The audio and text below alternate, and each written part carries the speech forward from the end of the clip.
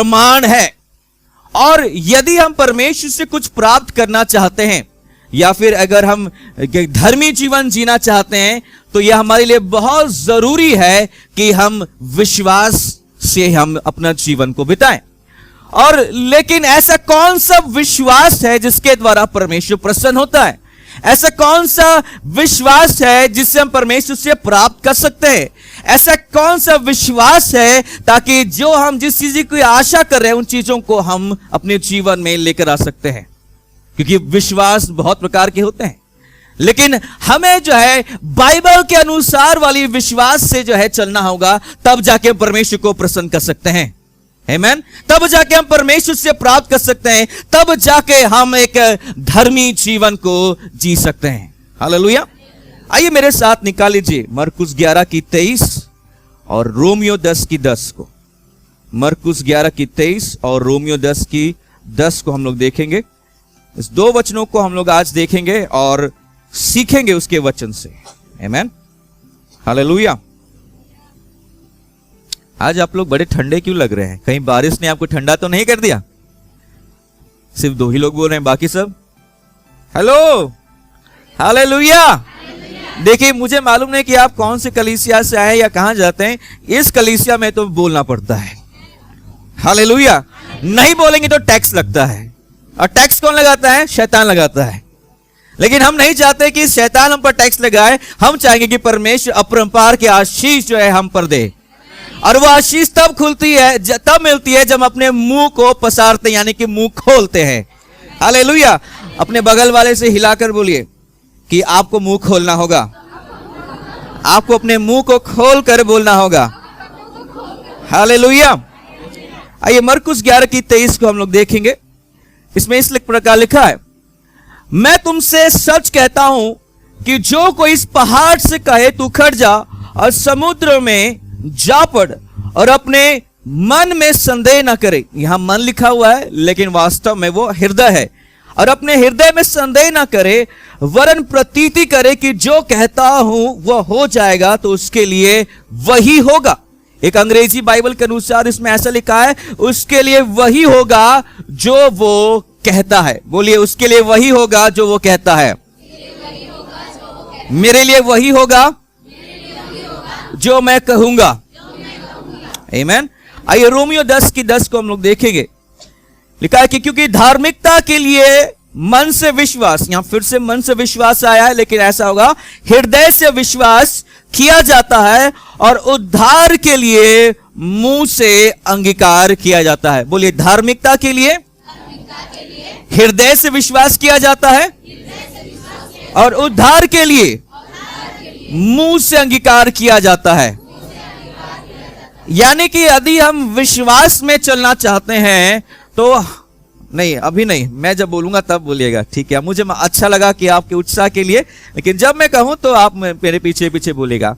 यदि आप विश्वास में आप चलना चाहते हैं तो आपके लिए जरूरी है कि आपका हृदय खुला रहे प्रभु के लिए, और मुंह भी परमेश्वर के वचन के लिए खुला रहे।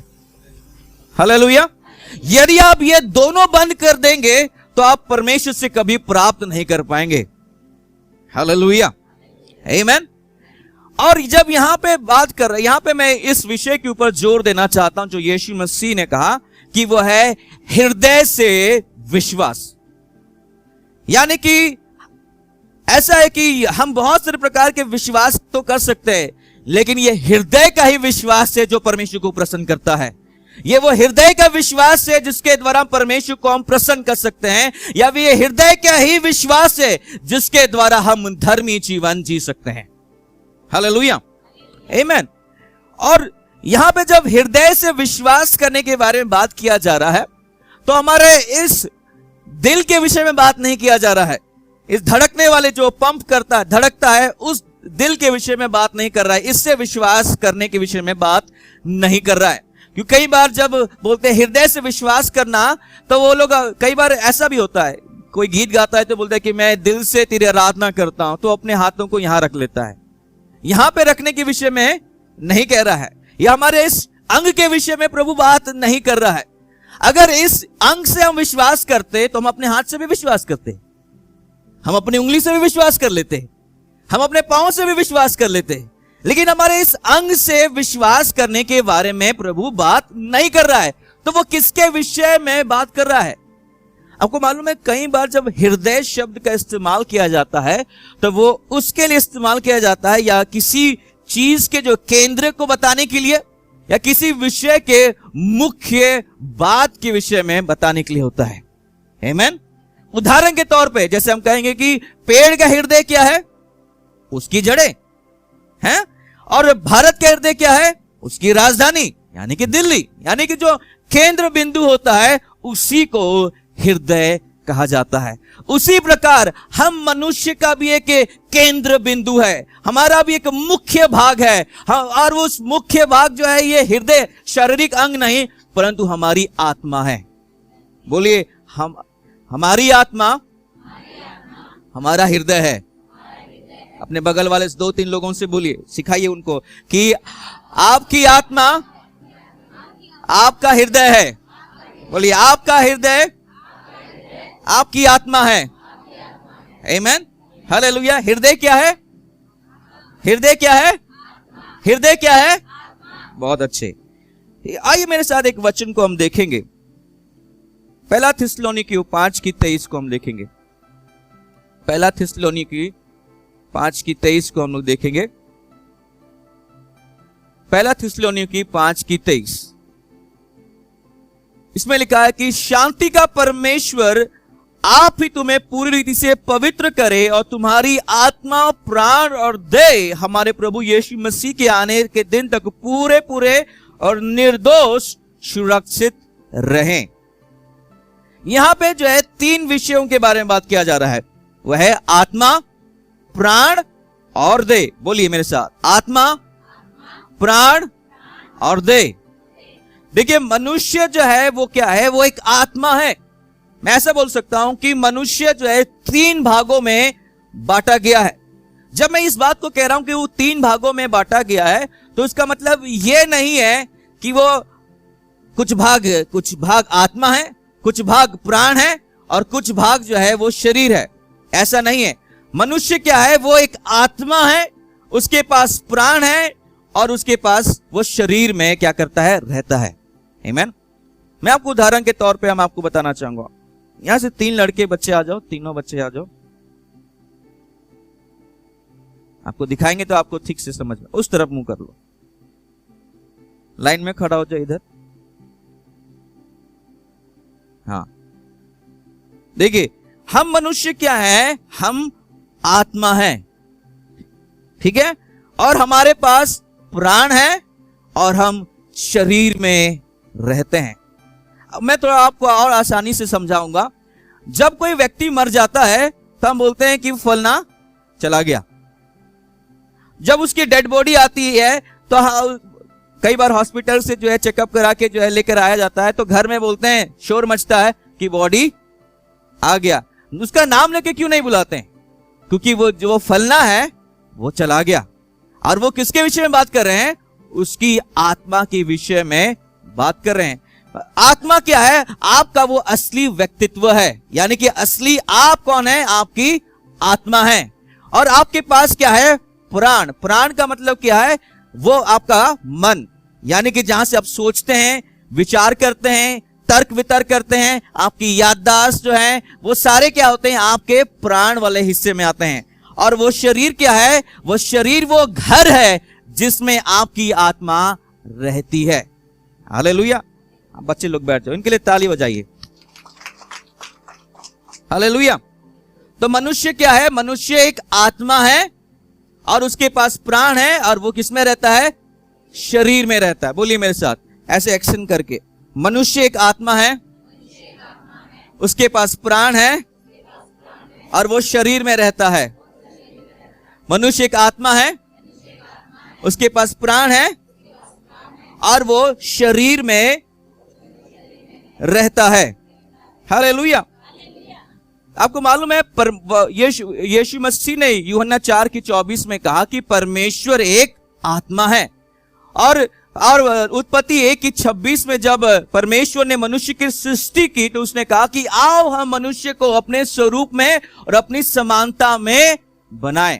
तो परमेश्वर क्या है? आत्मा है। जब उसने मनुष्य को बनाया तो उसने आत्मा को बनाया। हालेलुया। हम लोग कई बार वो गीत को गाते हैं, यहोवा अच्छा कुम्हार, उसने मिट्टी को साना और मनुष्य को बनाया। लेकिन उसने मिट्टी से हमारी आत्मा को नहीं, हमारे शरीर को बनाया। हालेलुया। जब उसने उसके नथनों में सांस फूकी तो वो उसने हमारे शरीर में आत्मा को डाल दिया। हालेलुया, हालेलुया, आमीन। और जब यीशु मसीह ने कहा कि आओ मनुष्य को अपने स्वरूप में अपनी समानता में बनाएं, तो हम क्या बन गए? हम आत्मा बने।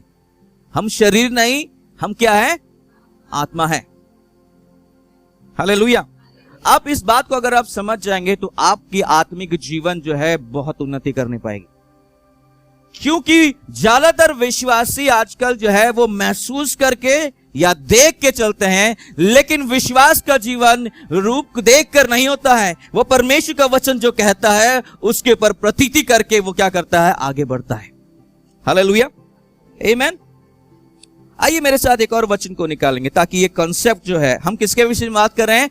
हृदय से विश्वास करने के बारे में बात कर रहे हैं। आइए मेरे साथ निकाल लीजिए रोमियो 2 अध्याय, उसकी 28 से 29 को हम देखेंगे। कोई एक जन आप में से पढ़े प्लीज। रोमियो 2 अध्याय उसकी 28 से 29। रोमियो 2 अध्याय उसकी 28 से 29 को देखें।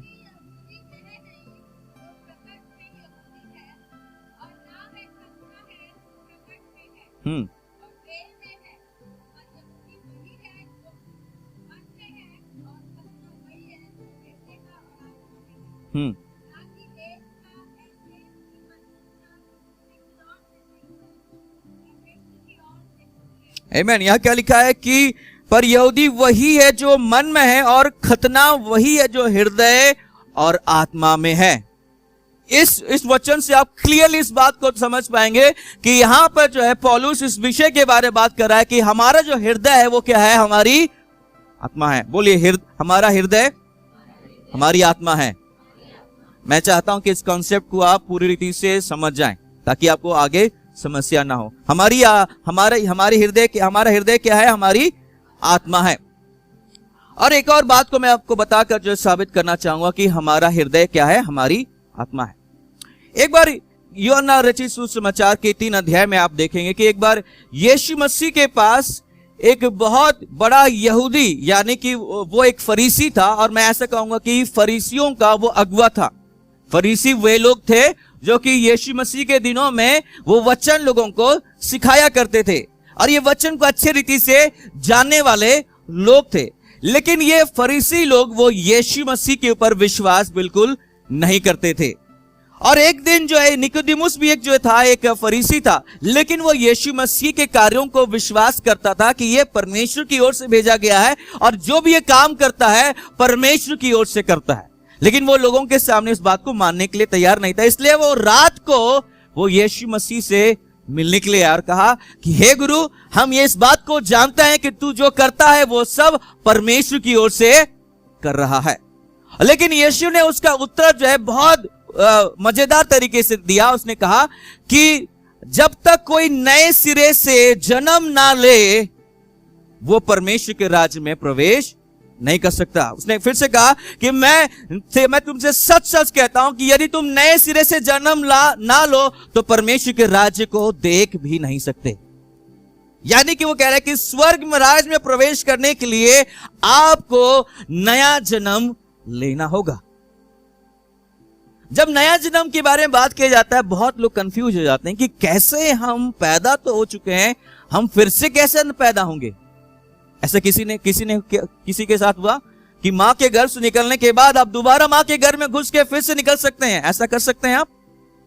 और यही सवाल जो था निकोदेमुस के मन में भी, यार उसने पूछा यीशु मसीह से कि प्रभु जी कैसे कोई जो है पैदा होकर दोबारा अपने मां के घर में प्रवेश कर सकता है और नया जन्म ले सकता है?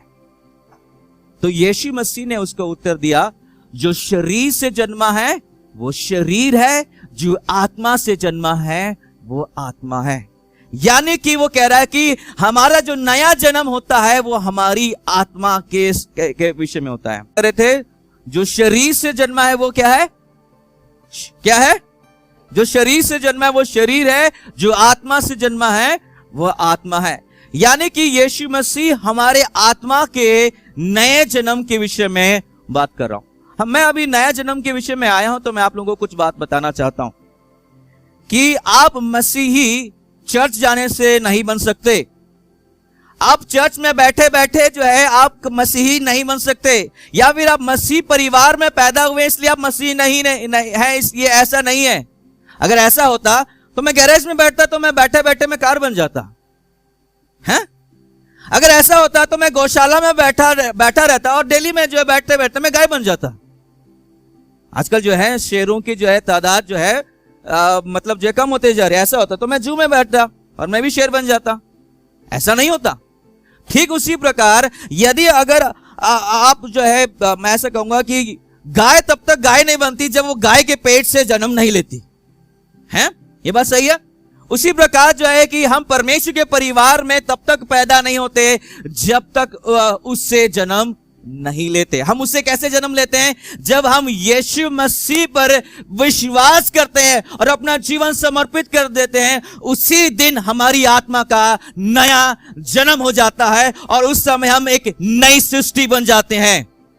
हालेलुया। और हमारा नाम जीवन की पुस्तक में लिख दिया जाता है।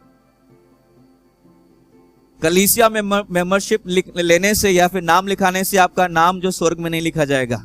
यीशु मसीह को अपना जीवन देने से आपका नाम स्वर्ग में लिखा जाएगा। Hallelujah, hallelujah. तो यीशु मसीह वही बात को बता रहा था निकोदेमुस को कि जो है कि तुम्हारी आत्मा का नया जन्म लेना बहुत आवश्यक है। हालेलुया। क्यों आवश्यक है हम उसको आगे देखेंगे। आइए मेरे साथ निकाल लीजिए यूहन्ना 4:24 में। ये बहुत फैमिलियर वचन है, बहुत सारे लोग इस वचन को जानते होंगे। यूहन्ना 4:24 को आप में से कोई पढ़े प्लीज। हाँ, परमेश्वर क्या है? आत्मा है।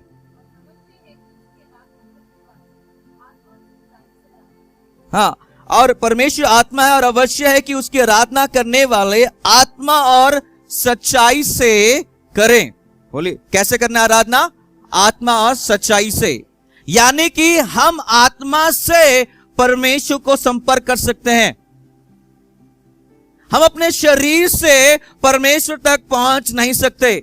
हम अपने मन से भी परमेश्वर को के पास भी पहुंच नहीं सकते। ये इस संसार के लोगों ने बहुत कोशिश की अपने दिमाग से, मैं कहूंगा अपने छोटे से अखरोट से जो है दिमाग से परमेश्वर को समझने की कोशिश की, लेकिन आपका मन में इतनी क्षमता नहीं है, आपके दिमाग में इतनी काबिलियत नहीं है कि परमेश्वर को समझ नहीं पाए। लेकिन आपकी आत्मा में वो काबिलियत है, वो क्षमता है परमेश्वर को समझने के लिए और परमेश्वर के निकट आने के लिए। हालेलुया। इसका मतलब यह है कि हम अपने शरीर से परमेश्वर तक पहुंच नहीं सकते, हम अपने मन से परमेश्वर तक पहुंच नहीं सकते, परंतु हम अपनी आत्मा से परमेश्वर तक पहुंच सकते हैं। Hallelujah, hallelujah. इसका मतलब यह है कि आराधना क्या है? एक आत्मिक चीज है, और आप आत्मिक चीजों को अपने मन से या अपने शरीर से कभी भी नहीं कर पाएंगे। और उसी प्रकार जैसा आराधना आत्मिक है, वैसा विश्वास भी आत्मिक है। इसलिए आप विश्वास अपने मन से या शरीर से नहीं कर पाएंगे, उसको आपको अपनी आत्मा से करना होगा। हालेलुया। मैंने एक चीज को लिखा है, मैं आपके लिए पढ़ देना चाहूंगा। विश्वास मानसिक नहीं कि आप उसे अपने तर्क वितर्क से कर पाए। विश्वास शारीरिक नहीं कि आप उसे महसूस करके जानने पाए कि हाँ मैं आप विश्वास करता हूं, परंतु विश्वास आत्मिक है और अविश्वास आत्मा से किया जाता है। बोलिए विश्वास आत्मा से किया जाता है, विश्वास हृदय से किया जाता है। हृदय और विश्वास दोनों एक ही बातें हैं। आमीन। यानी कि जब यीशु मसीह कह रहा था कि अपने हृदय से विश्वास करो, तो वो ये कह रहा था कि हमें अपनी आत्मा से विश्वास करना है। बोलिए हृदय से विश्वास करने का अर्थ है आत्मा से विश्वास करना। आमेन, हालेलुया। अभी सवाल आता है कि अब तुम जान गए कि हृदय के विषय में जब यीशु मसीह बात कर रहा है तो वो आत्मा के विषय में बात कर रहा है, लेकिन ये हृदय से कैसे विश्वास करें? हम कई बार जो है लोगों को बोलते हैं, कई बार मेरे पास बहुत सारे लोग आए हैं और उन्होंने कहा कि पास्टर जी बहुत परेशानी है, आप हमारी कुछ हेल्प करिए। तो कई बार मैं भी ये जवाब दे देता हूं, आप चिंता मत करिए, आप केवल विश्वास करें। आपको मालूम है कि केवल ये बोल देना कि विश्वास करे उतना काफी नहीं होता है, लेकिन सिखाना भी पड़ता है कि कैसे विश्वास करें। आमेन। अगर मैं आपको कहूं कि जो है कि आप मुझसे पूछेंगे कि मुझे राउरकेला जाना है, तो मैं कहूंगा कि जो है कि यहां पे कार पड़ा है, ले जाइए। आप बोलेंगे कार चलाना तो नहीं आता, लोग तो मैं कैसे लेके जाऊं? उसी प्रकार यदि हम विश्वास में कैसे चलते यदि हम ना सिखाएं तो ये बोलने का कोई फायदा नहीं है कि विश्वास करो। आमेन। तो हम विश्वास कैसे आत्मा से करते हैं, कैसे हृदय से करते हैं? उसका उत्तर है परमेश्वर के वचन के द्वारा। हालेलुया। आइए मेरे साथ एक वचन को निकाल लीजिए, 1 कुरिन्थियों 2:14। 1 कुरिन्थियों 2:14 को हम देखेंगे। 1 कुरिन्थियों 2:14। कोई एक जन उसे पढ़े प्लीज। चलो जिसने शुरू किया करो।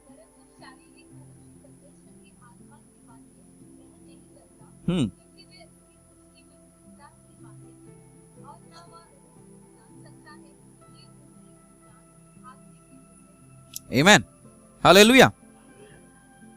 इसमें लिखा कि शारीरिक मनुष्य परमेश्वर की बातों को जांच नहीं सकता या जान नहीं सकता। वचन में लिखा है कि ये परमेश्वर का जो पवित्र शास्त्र है या फिर ये जो बाइबल है, ये वचन जो है वो परमेश्वर की प्रेरणा से लिखा गया है। यानी मैं आपको थोड़ा साधारण ज्ञान बताना चाहता हूं कि ये बाइबल जो है, इस पुस्तक में 66 किताबें हैं। एक किताब में 66 किताबें, कितने किताबें हैं? 66 किताबें हैं। और उसको जो 40 से भी अधिक लेखकों ने जो है इस पुस्तक को लिखा है। लेकिन असली लेखक जो है वो लेखक नहीं जिन्होंने अपने पेन से लिखा, असली लेखक बाइबल का पवित्र आत्मा है। हालेलुया। यानी कि जब वो ये लिखा जा रहा था तो पवित्र आत्मा उनको उभार रहा था, उन्हें प्रेरणा दे रहा था कि इन शब्दों को लिखना। उसका मतलब ये है कि इसका लेखक जो है वो पवित्र आत्मा है। और पूरे संसार में केवल यही एकमात्र पुस्तक है जिसका लेखक आपके साथ बैठकर आपसे बात करता है। Hallelujah, hallelujah. और बहुत सारे लेखक जो है लिख के मर भी गए हैं, लेकिन इसका लेखक सर्वदा जीवित है। हालेलुया। और वो आपके निकट है। आमेन। और इस वचन को जो है, क्योंकि ये पवित्र आत्मा के प्रेरणा से लिखा गया है, तो आत्मा की बातों को आप अपने मन से नहीं समझ सकते।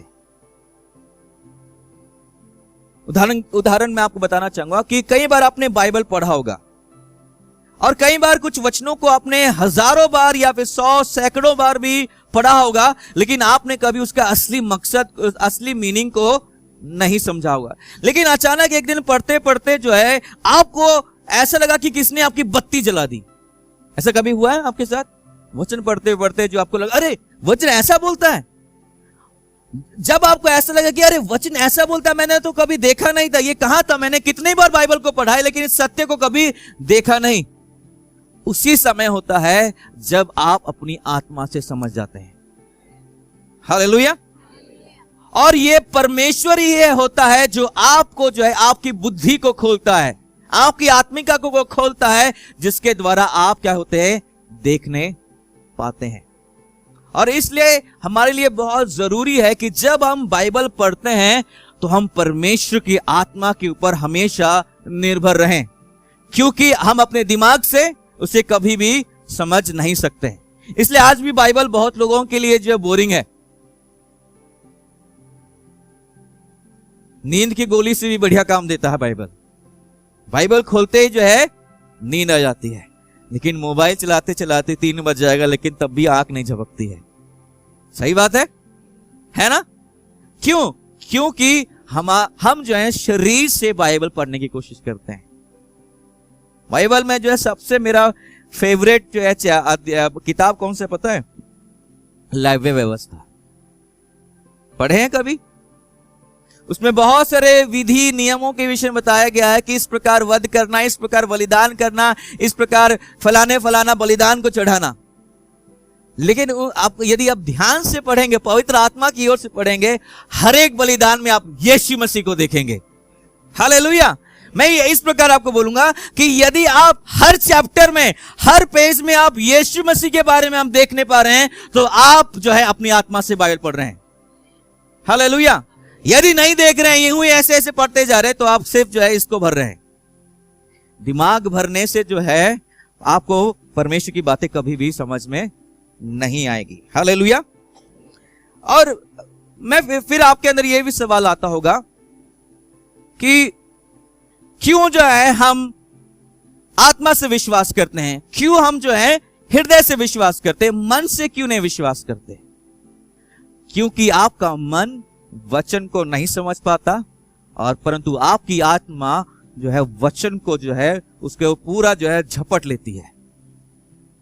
क्योंकि यीशु मसीह ने कहा कि मनुष्य केवल रोटी से ही जीवित नहीं रहेगा, परंतु परमेश्वर के मुख से निकले हुए हर एक वचन से जीवित रहेगा। आप में से कितने लोग हैं कि जो बिना खाए पिए एक हफ्ता रह सकते हैं, बिना रोटी या बिना भात खाए? क्योंकि हमारे इस क्षेत्र में रोटी बहुत कम खाते हैं, ज्यादा भात खाते हैं। बिना भात खाए आप रह सकते हैं? नहीं रह पाएंगे। शरीर आपका क्या हो जाएगा?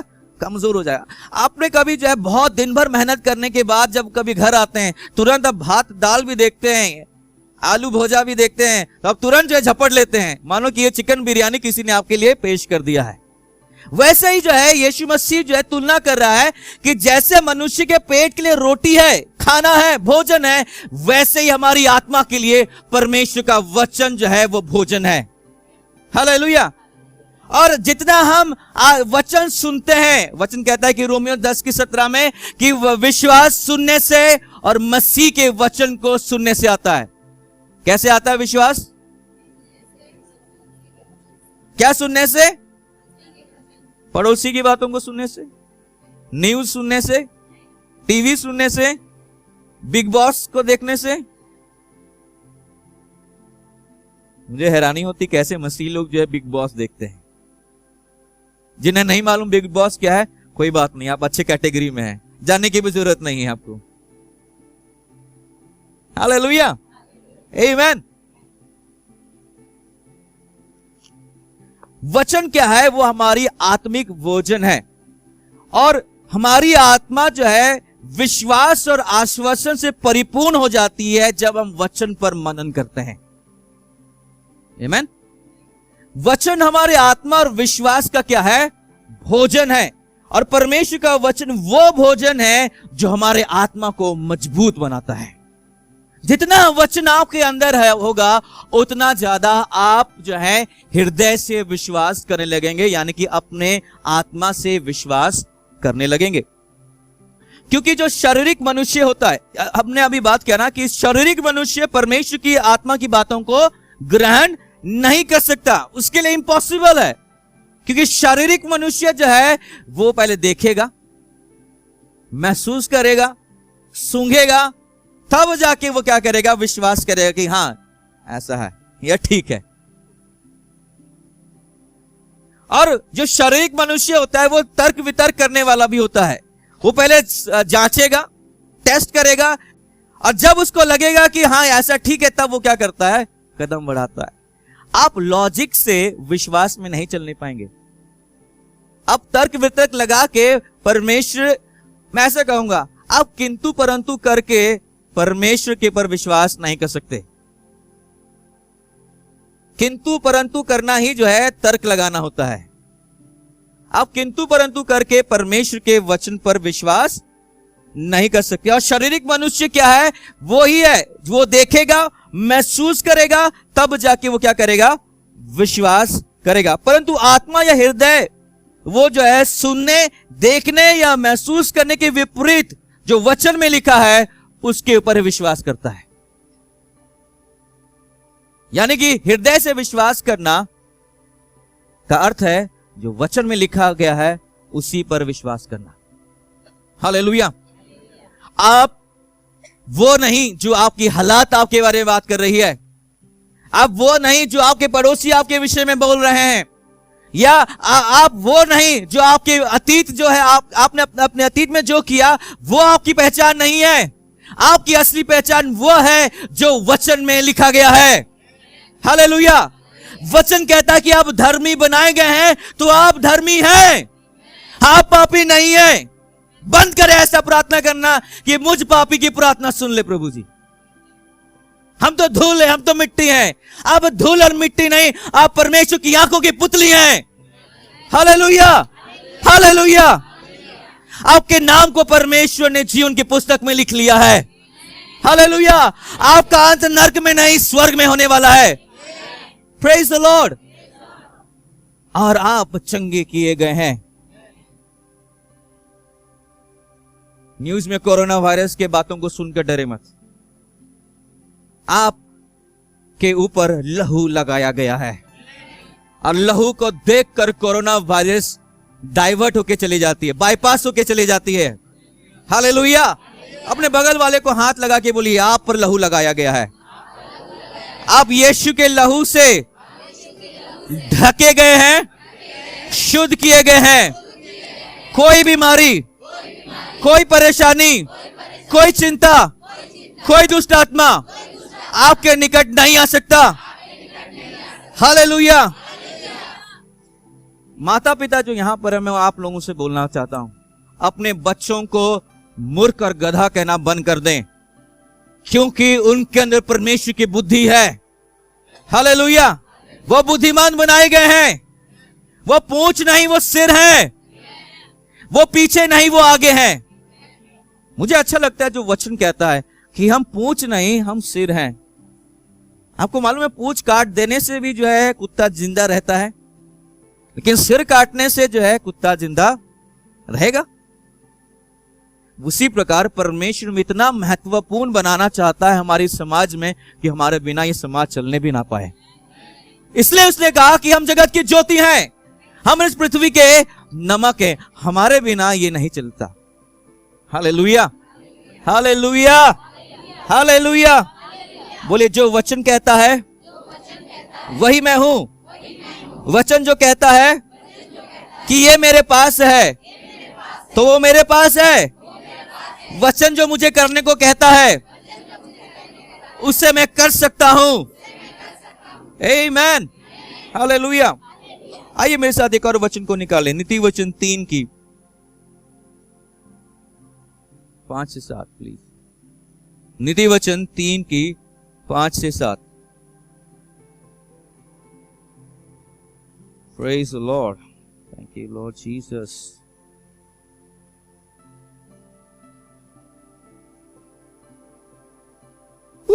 Hallelujah.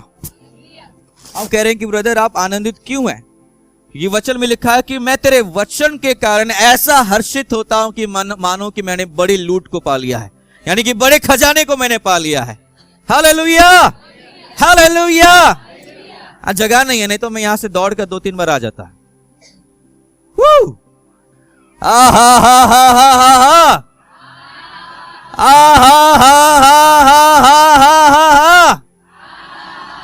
Hallelujah, hallelujah. आपका जितना जो है आशा रहेगी परमेश्वर के ऊपर, मैं कहूंगा आपकी अपेक्षा जितनी बड़ी होगी उतनी ज्यादा आपका उत्साह भी होगा। हालेलुया। मुझे नहीं मालूम कि आज क्यों आए, हो सकता है कि आपका दोस्त ने बोला कि आज एक मीटिंग है, चलो चलते हैं, या फिर आप इस आशा से, इस अपेक्षा से आए हैं कुछ अद्भुत आज हम पाने वाले हैं। हालेलुया। अद्भुत के लिए अद्भुत जो है अपेक्षा भी रखना पड़ता है। हालेलुया, आमीन।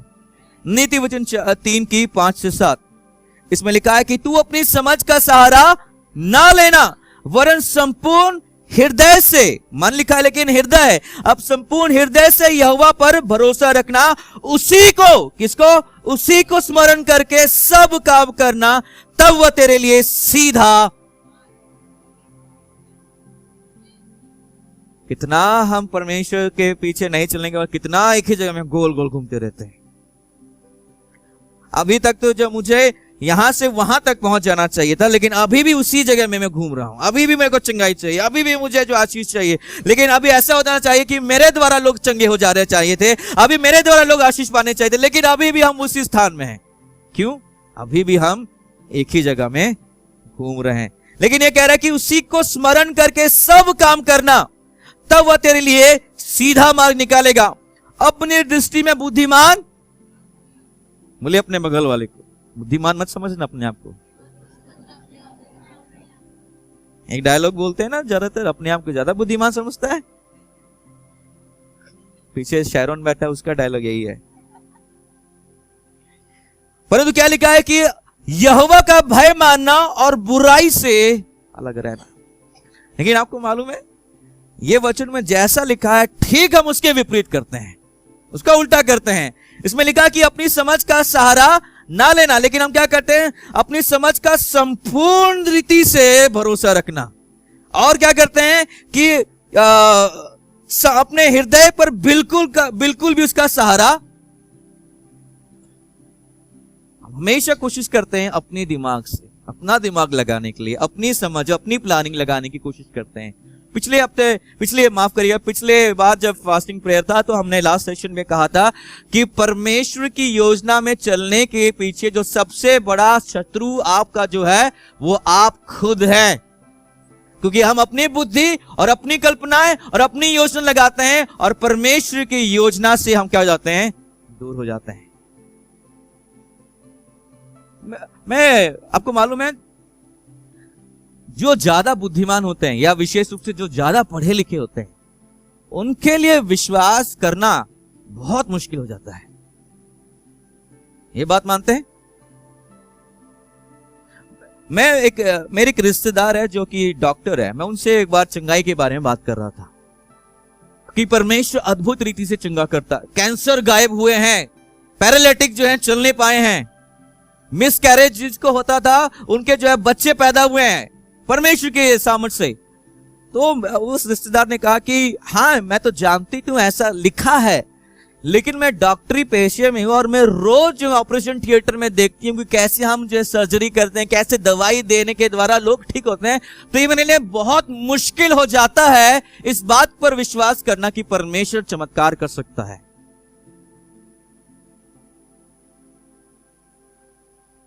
लेकिन अफ्रीका में जो पढ़े लिखे नहीं है वो सिरदर्द के लिए भी विश्वास करते कि प्रभु चंगा करेगा।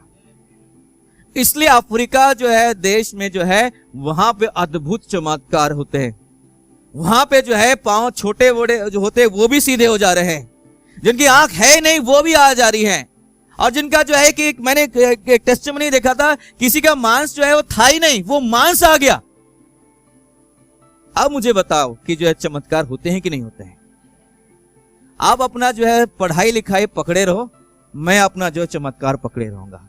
क्योंकि पढ़ाई लिखाई मुझे चमत्कार नहीं दे सकती, पढ़ाई लिखाई जो है मुझे परमेश्वर के निकट नहीं लेकर आ सकती, लेकिन केवल परमेश्वर का वचन मुझे उसके निकट ले आता है। हालेलुया। इसका मतलब ये नहीं कि हमें पढ़ना लिखना नहीं है। नहीं तो कुछ बच्चे लोग माँ को बोलेंगे पास्टर जी आज बोले कि जो है कि बाइबल ही पढ़ो और पढ़ाई लिखाई ना करो। नहीं, आप दोनों कर सकते हैं। आप पढ़े लिखे होकर भी आत्मिक रीति से भी जो है ज्यादा संवेदनशील बन सकते हैं। लेकिन अगर आप पढ़े लिखे हैं, मेरे पिताजी अच्छे बोलते हैं पढ़ा लिखा गंवार।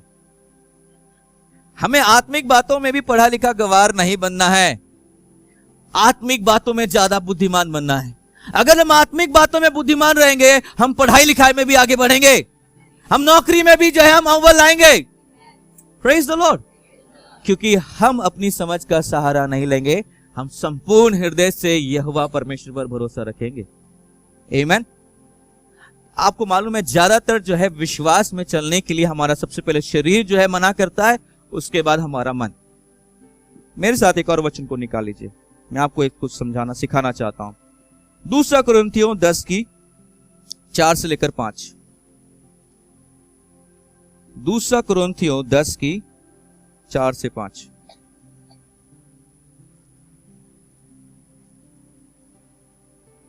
Praise the Lord. 2 कुरिन्थियों 10:4। इसमें लिखा है कि हमारी लड़ाई के हथियार शारीरिक नहीं है। ये कौन सी लड़ाई के बारे में बात कर रहा है? ये विश्वास की लड़ाई के बारे में बात कर रहा है। देखिए, मैं आपको बताना चाहता हूं, जिस क्षण आप विश्वास करते हैं उसी क्षण जो है आप एक लड़ाई में आ जाते हैं। यानी कि शैतान आपके विरुद्ध हर एक वो प्रयास करेगा, आपका शरीर भी, आपका मन भी जो है आपका विरोधी हो जाएगा इस बात को बोलने के लिए कि ऐसा नहीं हो पाएगा।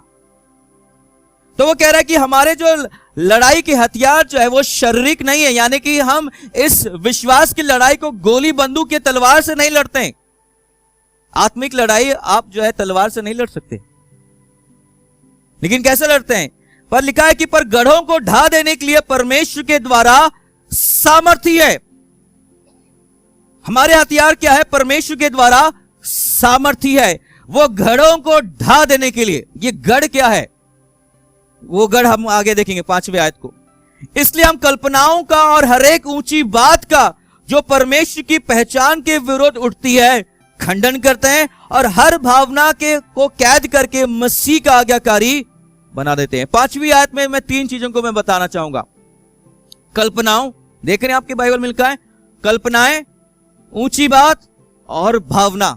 बोलिए, कल्पनाएं, ऊंची बात और भावनाएं। आपको मालूम है ये सारी चीजें कहां पर होती है? पता है मुझे? बताइए, कल्पनाएं आपको कहां पर आती है? मन में आती है। विचार कहां आते हैं? ऊंची बात कहां पर आती है? मन में आती है। कई बार जो है ये बातें जो है चिल्ला चिल्ला कर आपको बोलती है कि परमेश्वर का वचन सत्य नहीं है।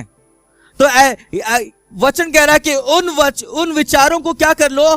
कैद कर लो। बोलो कि नहीं, मैं तेरी बात को नहीं मानूंगा, मैं जो है वही मानूंगा जो परमेश्वर के वचन में लिखा गया है। Hallelujah, hallelujah. हमारा जो हथियार है वो परमेश्वर का वचन है। और इस लड़ाई को भी हम कैसे लड़ते हैं? वचन के द्वारा। और जब हम वचन के द्वारा हम लड़ाई को चलते हैं तो हम जो है आत्मा से विश्वास करते हैं, या फिर मैं बोलूंगा कि हम हृदय से विश्वास करने लगते हैं। और जब आप हृदय से विश्वास करेंगे तो आप वचन को महत्व देंगे। पहला स्थान किसी और को नहीं देंगे, आप अपने जीवन में वचन को ही पहला स्थान दिया करेंगे। आमीन। और जब आप वचन को पहला स्थान देंगे तो आपके अंदर जो है शांति आ जाएगी। हालेलुया। क्योंकि हमारी लड़ाई के हथियार शारीरिक नहीं है, इसलिए हम क्या करते हैं? वचन का इस्तेमाल करते हैं। और यदि हम विश्वास में चलना चाहते हैं तो सबसे पहले वचन को स्थान देना होगा। बोलिए, वचन को स्थान देना होगा। वचन को पहला स्थान देना होगा। और जब हम परमेश्वर पर पूरे हृदय से विश्वास करते हैं तो हमारी आत्मा में शांति आ जाती है। हालेलुया। इब्रानियों 4:3 में लिखा है कि जिन्होंने विश्वास किया उन्होंने विश्राम में प्रवेश किया। परेशानी में नहीं, घबराहट में नहीं। आमीन। फिलिपियों 4:7 में कहती है कि अब परमेश्वर की शांति जो सारे समझ से परे है तुम्हारे मन और हृदय को मसीह यीशु में सुरक्षित रखने पाए। जब हम आत्मा से विश्वास करते हैं तो परमेश्वर की शांति हमारे हृदय में भर जाती है और हमारे मन में भर जाती है। जब आप शांति में रहते हैं, यह इस बात की निशानी है कि आप आत्मा से विश्वास कर रहे हैं। मैं उदाहरण देना चाहूंगा। कुछ साल पहले जो है मेरे एक रिश्तेदार के साथ ऐसा हुआ कि उसको सांस लेने में जो है बहुत दिक्कत होने लगी। और उसने फिर बताया, फोन करके बताया कि क्या कारण था। और उसने बताया कि वो दिन भर जो है बहुत गुटखा खाया, अरे थूका भी नहीं, निगल लिया। और गुटखा थूकने नहीं ना होने की वजह से, निगलने की वजह से वो जो है उसको सांस लेने में क्या होने लगी? दिक्कत होने लगी। और रात के 12 बजे जो उसने क्या किया, फोन करता मुझे, बोलता है कि भैया मेरे लिए प्रार्थना करिए, मुझे सांस लेने में दिक्कत हो रही है। फिर उसने मुझे बताया कि क्या कारण थे। पहले तो मुझे बहुत गुस्सा आया, मैं सो रहा था और ऊपर से जो है कारण बता रहा है कि गुटखा खाया, थूका नहीं, इसलिए जो है वो सांस लेने में उसे बहुत दिक्कत हो रही है। और फिर बाद में जो है मैंने उसके लिए प्रार्थना किया और बोला कि तू विश्वास कर कि तू चंगा हो गया है। और 10 मिनट के बाद वो फिर से जो है फोन करता है, वो कहता है कि भैया मेरे लिए अच्छे से प्रार्थना कर दीजिए। उस टाइम बात बना नहीं। वो क्या हो गया, घबरा गया। और उसकी घबराहट इस बात की निशानी थी कि पहले जब प्रार्थना किया था तब उस समय विश्वास नहीं किया। फिर मुझे फिर गुस्सा आया, लेकिन क्या करूं, प्रभु का सेवक हूं, मुझे दया दिखाना था और मैंने दया दिखाई। मैंने अब उसे अपने लेवल में लाया नहीं, मैं उसके लेवल में आ गया। मैं कहा कि मैंने छोड़ दिया कि इसको अब वचन पे विश्वास करने से रहा, ये विश्वास नहीं करेगा, मुझे अब उसके लेवल में आके करना होगा। मैंने कहा कि तू पानी ले ग्लास में और कहे कि परमेश्वर तेरा धन्यवाद, मैं इसे तेरा लहू बोलता हूं, इसमें तेरे लहू की सामर्थ को बोलता हूं। और मैंने उसको कहा कि उस ग्लास के पानी को जो है पी जाना और जो है कि सुबह तक मुझे फोन मत करना। और फिर बाद में जब मैं उठा अगले दिन और फिर थोड़ा समय होने के बाद मैंने उसे फोन किया और कहा कि अब कैसा है। हाँ, जब मैं ग्लास से पानी पी लिया था तो मैं ठीक हो गया था। उसका विश्वास उतना ही था, नीचे लेवल में था। उसका विश्वास वचन में नहीं, उसका विश्वास वस्तु में था। आज भी बहुत सारे मसीही जो है वस्तु वाले विश्वासी है। पास्टर जी तेल लगाएंगे तब जाके हम चंगे होंगे, वो हाथ रखेंगे तब मैं सामर्थ पाऊंगा, वो कपड़े से जो है रुमाल से मारेंगे तब जाके मैं अभिषेक को महसूस करूंगा। आपको मालूम है, अगर आप विश्वास करेंगे, आप जहां पर हैं वहीं पर परमेश्वर से प्राप्त कर सकते हैं। Hallelujah, hallelujah. तो अगर आप विश्वास करेंगे, आप घबराएंगे नहीं, आप विश्राम में प्रवेश करेंगे, आप शांति में प्रवेश करेंगे। यशायाह 26:3 में लिखा है कि जिसका मन तुझ में धीरज धरे हुए है, उसकी तू पूर्ण शांति के साथ रक्षा करता है, क्योंकि वह तुझ पर भरोसा रखता है। परमेश्वर पर भरोसा रखने का मतलब है जो वचन में लिखा है उसको मान लेना। किंतु परंतु हम विश्वासियों के भी जो है कि हम बहुत अजीब हैं। हम किंतु परंतु परमेश्वर की बातों पे लगाते हैं, परंतु ऐसा होना चाहिए कि किंतु परंतु हमें शैतान की बातों में लगाना चाहिए। अगर आप अपने जीवन में कंगाली देख रहे हैं, आपके परिवार में आर्थिक समस्या को देख रहे हैं, तो अब उसके ऊपर किंतु लगाए। कहे कि किंतु परमेश्वर के वचन में लिखा है कि उसके अपने महिमा में धन के अनुसार वो मेरी सारी जरूरत को पूरा करेगा। Hallelujah, hallelujah. अगर आप ये विश्वास करते हैं कि वो आपकी जरूरतों को पूरा करेगा तो आप घबराएंगे नहीं, क्योंकि घबराने का मतलब है कि आप विश्वास में नहीं, अविश्वासी हैं। आमीन। अगर हमें चिंतित रहने की आवश्यकता नहीं। यदि हम वचन पर विश्वास करते हैं तो हम चिंतित नहीं होंगे, हम घबराएंगे नहीं। और यदि कर रहे हैं तो हम विश्वास नहीं कर रहे हैं। लेकिन जब हम वचन पढ़ते हैं तो हमारा हृदय हियाब बांधकर दृढ़ हो जाता है। अगर आपको घबराहट महसूस हो तो आपके लिए एक उपाय है, आप वचन को बार बार पढ़ते रहें। क्योंकि जब आप वचन पढ़ते हैं तो आपकी आत्मा जो है वो दिलेर बन जाती है। ऐसा लगता है कि वो मानो जो है आपके अंदर जो 100 शेर सवार हो चुका है। एक प्रभु के दास ने कहा कि मुझे ऐसा लगता है कि मैं शरीर में तो बहुत कमजोर हूं, लेकिन आत्मा में मैं अपने आप से 100 गुना भी ज्यादा सामर्थी हूं। क्योंकि मुझे मालूम है कि जो मेरे अंदर है, जो इस संसार में है, उससे बहुत बड़ा है। Hallelujah, hallelujah. हमारी आत्मा में ये आश्वासन, ये कॉन्फिडेंस हमारे ज्ञान और हमारी बुद्धि से नहीं आता, ये केवल वचन से ही आता है। आमीन। एक प्रभु की दासी है जिसका नाम लिलियन यूमेन है और ये अमेरिका की थी और वह अभी जीवित नहीं है, परंतु उन्होंने इस ऐसा कथन को लिखा कि परमेश्वर अपने संतानों से आनंदित होता है जो गहराई पर चलने से नहीं घबराते, जिनके पांव के नीचे कुछ नहीं, केवल परमेश्वर का वचन है। हालेलुया।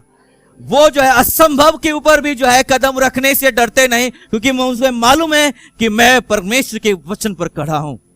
हालेलुया। जब यीशु मसीह पानी पर चल रहा था तब उसके चेले जो है वो नाव पर थे, और जब नाव पर थे तो पतरस को ने पहचान लिया कि ये मेरा प्रभु है, और उसने कहा कि प्रभु जी यदि तू है तो मुझे कह कि मैं आ जाऊं, तो मैं शब्द को ही कह दे तो मैं भी चलने लगूंगा। और यीशु मसीह ने क्या कहा? आ कहा। और जैसे उसने आ कहा, पतरस ने जो है नाव को त्यागा और जो है कि वो बाहर निकला। और आपको मालूम है जो वो पानी पे चल रहा था, तो पानी जो है एक तो है पानी में आप कभी चल नहीं सकते, दूसरी बात जो है पानी के ऊपर जो है लहरें थी, और वो लहरें कुछ समय पहले उसे डुबा रही थी। लेकिन जब वो वचन पर विश्वास किया तो डुबाने वाले लहरें जो है उसके पांव के नीचे थी, क्योंकि उसके पांव को परमेश्वर के वचन ने पकड़ा हुआ था। जब आप वचन पर विश्वास करके चलते हैं तो आपके हर एक कदम में जो है परमेश्वर आपको थामे रखता है। Hallelujah, hallelujah, hallelujah. बोलिए, पर पवित्र आत्मा हमारे अंदर है, मेरे अंदर वचन है, मैं हार नहीं सकता, मैं हार नहीं मानूंगा, क्योंकि मैं जानता हूं कि परमेश्वर के वचन में ऐसा लिखा है और मैंने उसके वचन के ऊपर विश्वास किया है। Hallelujah, hallelujah. तो हम कैसे विश्वास करते हैं? हृदय से विश्वास करते हैं। कैसे विश्वास करते हैं? हृदय से विश्वास करने का मतलब क्या है? आत्मा से विश्वास करना। और आत्मा से हम कैसे विश्वास कर सकते हैं? वचन के द्वारा, और कोई उपाय नहीं है। क्या है? वचन के द्वारा। और जब हम वचन के ऊपर विश्वास करते हैं तो हम घबराते नहीं। हम क्या हमारे अंदर क्या आती है? शांति आ जाती है। आप शांति में हैं? हालेलुया। अगर आप शांति में नहीं हैं तो हम शांति में आ जाएंगे। हालेलुया। आइए मेरे साथ खड़े हो जाएं अपने स्थानों में प्लीज।